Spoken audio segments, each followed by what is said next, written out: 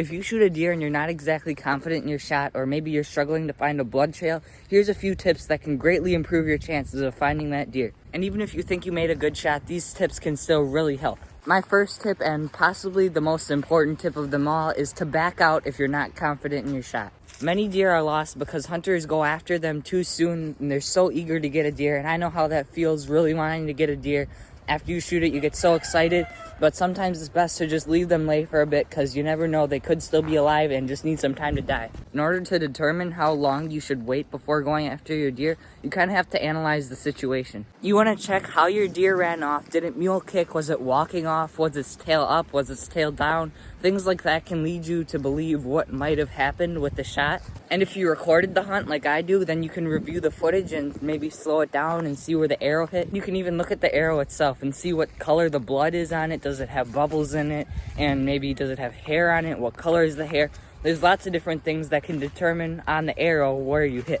If you're not completely sure with how all these signs work, like how it ran away, the blood, the consistency of the blood, the hair color, stuff like that, you can click on the video on the top right hand corner of your screen, and I made that a couple years ago, and that goes into more depth on what each thing is and what it means and how long you should wait. So after you analyze your own situation and piece all the different pieces of evidence together, you can kind of make kind of a guess of what you think you hit. Here's a little diagram that kind of shows you how long you should wait for each shot, and I recommend giving more than the amount of time that shows, because that way you give your deer plenty of time to die. Or if you haven't tracked it yet, then you should still definitely do these, because this can really help you out. My first recommendation is to use one of these. This is called a gut check wipe.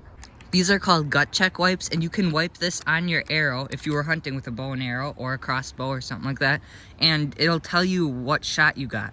It'll light up a certain color for gut shot and vital shot. And it works on all kinds of different animals, as you can see, so if you're hunting for something else, you can still use it for that. So I guess this kind of fits under like the investigating what your shot type is, but if you're not really sure, then this can really help you out. And I'll leave a link to this in the description.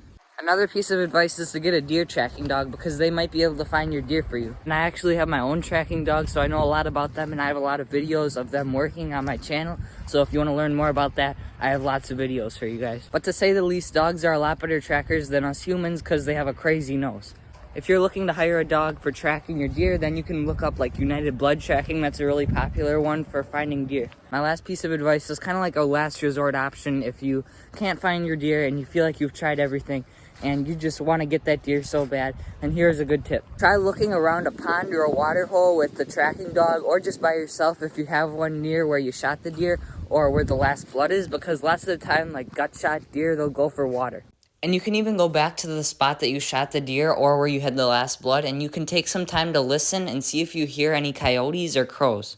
And if you hear either of those noises, try going in that direction and seeing if maybe they found your deer. But anyways, if you just shot a deer, good luck, and I hope this helps you out. If you want to see my tracking dog at work, you can click right over here. Or if you want to see the deer that I shot this year, you can click right over here. But anyways, thanks for watching.